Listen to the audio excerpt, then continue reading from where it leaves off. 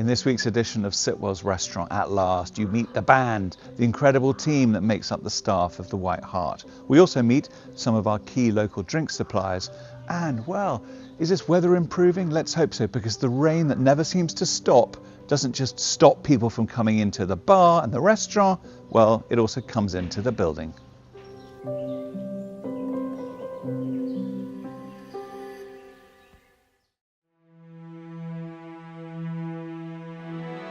I'm Christy and I'm the manager at the White Hart. Hi, my name is George Panayotidis. My name's Dom. I work as William's head chef. Hi, my name is Manopa and I'm the junior chef here at the White Hart. So my background is quite interesting. I've worked in hospitality since I was about 14. So I was sent out to work in a local inn and was quite shy. I worked in London for quite a long time. I worked at Gordon Ramsay's Union Street Cafe, which was also an Italian restaurant. So got to learn a lot about Italian cuisine there. So yeah, since then I've been in hospitality, God, for decades now. But I have a second life, and that is studying zoology and specialising in primates. Fun fact. I am of a Greek Cypriot origin. I speak Greek. I've been in this catering business for a long time. I think from the age of 14. So I started as a civil service waiter in the Annabelle Hotel in Cyprus. I work for Waitrose. I'm the professional fishmonger of Waitrose. Right, quick life story. Worked in hospitality for about 20 years. Didn't do much before that. Feels like 30 with all the hours. Background, classically trained chef in London. Worked at Galvin at Windows, Sands End. Worked for Craig James as well. Lived in Sydney for a bit. Came back. Then I moved to the Cotswolds and have worked at places like The Bull. I've worked for Dalesford, Lucky Onion. Lots of different operations up there. In the kitchen and out front, running the businesses. I left school 3 years ago after doing my A-levels, and I took a gap year to decide what I wanted to do, and I'd always been doing cooking competitions and I fell in love with food from a young age.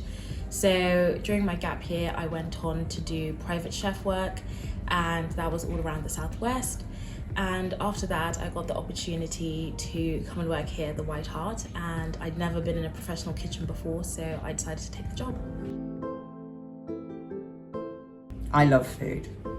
I love food a lot. I'll have one meal and I'm thinking about the next meal already. So food has always been a bit of an obsession with me. Yeah, I would say making vegetables the star is something that I've learned to do quite well. I love fish and I love my mom's cooking. So when I go to Cyprus, I tend to have all the delicacies people don't like. Kidneys, liver, Greek style. I love vine leaves, I love sheftalia, which I make myself. I controversially love veal, so give me a veal chop any day, and I'll be happy. Any kind of pasta, but I love a filled pasta, probably like a tortellini kind of thing. There's not many foods that I don't like. There's one thing I don't like, and that's peanut butter. Fagots. Never eaten them, and I would never bring myself to eat them. I can't bear baked beans, and I don't understand couscous, but otherwise. Anything that involves berries. So no pavlova, no anything that involves any kind of berry. I love making cocktails. So yeah, anything that's got a bit of a tartness to it, a bit of lime, that floats my boat really. Or something like an espresso martini. My favorite drink, I drink Black Label, whiskey. That's my favorite drink. Favorite drink is probably somewhere between a Negroni and a margarita. I like a bit of spice in my margarita as well. Ooh, my favorite drink would have to be a spicy margarita.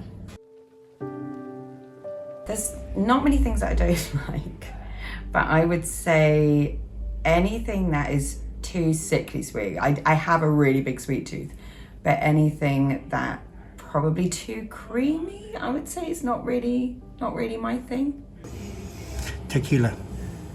Pinot Grigio, it's not wine, it doesn't exist, it's disgusting. Least favourite would have to be any kind of beer or lager. I think that I have learned how to listen to people and their needs and apply that to how it can work for everybody. So for staff, for customers, just creating a really nice environment. Selling to people, make people love what I do.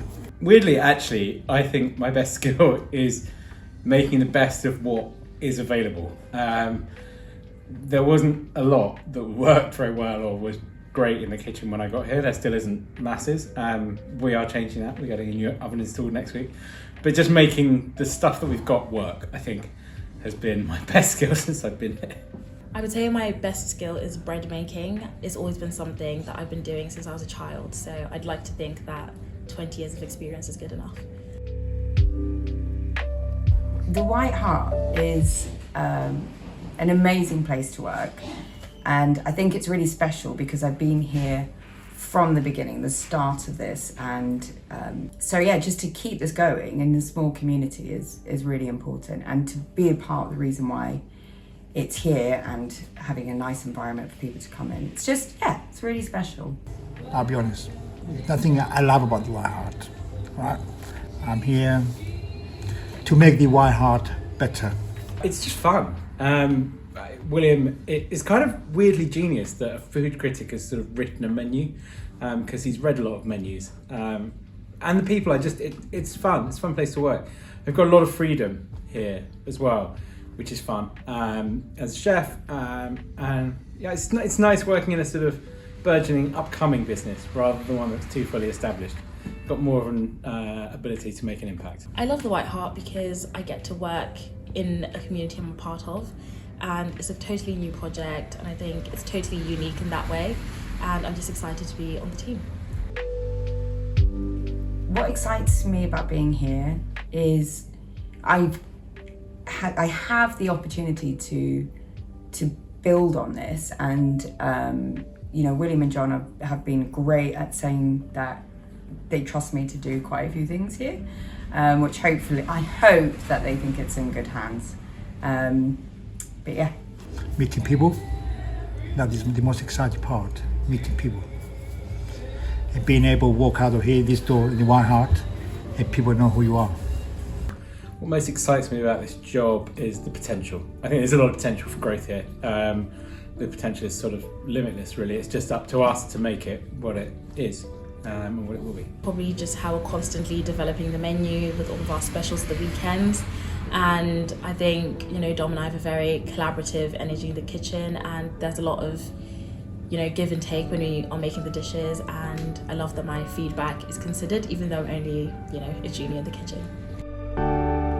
I'm quite nervous about the fact that we are a small team, which is brilliant, but it has put a lot of responsibility on me as a manager.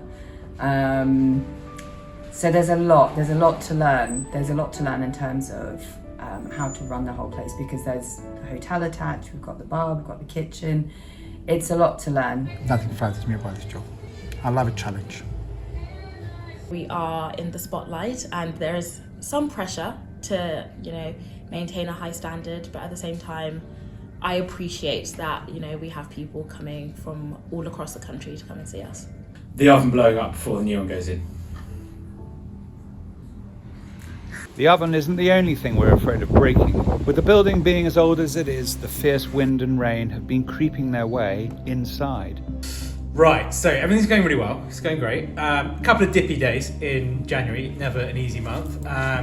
But this table is out of use because of leak.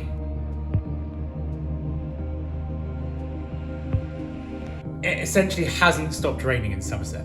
I can't remember the last day it didn't rain. As a result, this building is turned into a colander, basically. So water's just going everywhere. We're finding new holes on a daily basis. This is one of them. We've got one room out of service upstairs. this is not as dry as you want it to be inside. So somehow it's finding its way in. We've got an occasional leak in the kitchen, not the kind that I can put in a stock. So leak number 2 that we're going to discuss is this one here, or the other leak, as you know, as sometimes it gets known. You can sort of see where the water comes down there. It's not normally where I store this bowl. It's just sometimes when it rains, I need to because it fills up. The really fun thing that happens if I don't do that is that I go to open the fridge and I get a little impromptu shower. When we very first opened, water was coming in here, but we realised that was because someone had decided it was a really good idea to have a bit of extra ventilation in the kitchen, and they'd actually propped that skylight open. So I was getting a sort of misting whenever it rained, but luckily we figured out very quickly that was just because it was open. Oh, and there's one by the doorway as well. The roof that my glorious landlord said was fixed. Of course, it's my problem now. Yeah, it's fun and games here at the White Hart. The only liquid we want at the White Hart are those we can sell.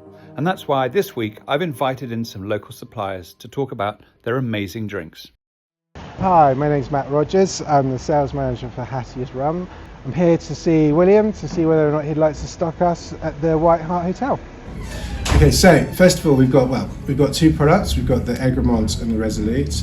The Egremont is a 40% rum that's made up of, it's blended out of 4 different rums from Barbados, Dominican Republic, Panama, and Guatemala. Okay. That's the Barbados and Dominican Republic are 8-year rums. Panama is a 6-year, Guatemala is a 4-year. So the way that they age rum, and the way you talk about rum, is you have to go by the youngest member of the 4, which makes us a 4-year-old. Right. I love it's called Navy strength. Yes. And what traditionally that was because sailors loved a really strong rum? To preserve it. Okay. So anything that's Navy strength, I think in the market is 50% above, because they used to distill spirits to that point and up, so they didn't go off whilst they were travelling. Yeah. Okay. Have you got some open so we can have a sniff? Yeah, absolutely. This is the Egremont. Sitwell. Yep. Stops up. That's great. Resolute.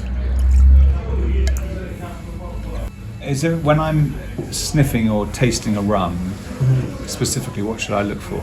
It's not like a whiskey where you're looking for the smokiness of it or anything like that. It's more the kind of the notes of biscuit and honey and that sort of thing. The sort of natural byproducts of something that's made from a sugar product. I often think I prefer rum to a whiskey almost because it doesn't sort of attack you as much. No. I suppose it's the sugar. It's just sort of it slightly softens the blow of the alcohol. Exactly. Yeah. Yeah. It's quite a sort of grassy one, isn't it? Yes, yeah.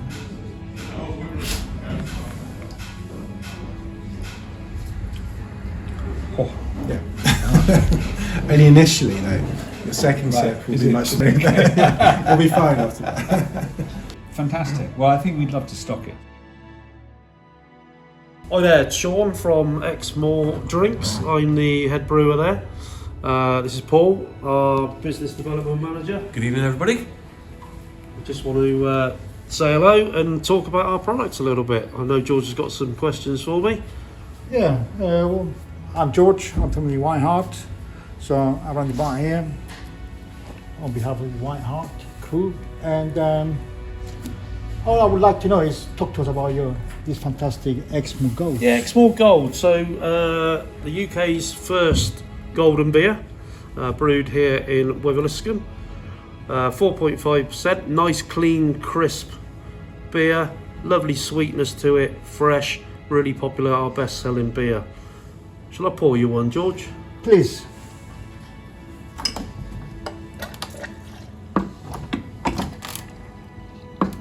There you go, sir. You enjoy that? It's just set you up for a nice busy evening. So how do you create these lovely golden? So it's brewed with a single malt. So there's no coloured malts in there, so it gives it that really crisp, nice, clean taste that obviously you enjoy. We've got the bitter here from the Black Brewery, and we've got the Exmoor Gold from the Exmoor Distillery. Both brewed here in Wiveliscombe, so we're really proud of that. Both breweries are very proud, and it'd be great to be working together. It's a pleasure. Cheers. Welcome to Here's to many good years together. the partnership.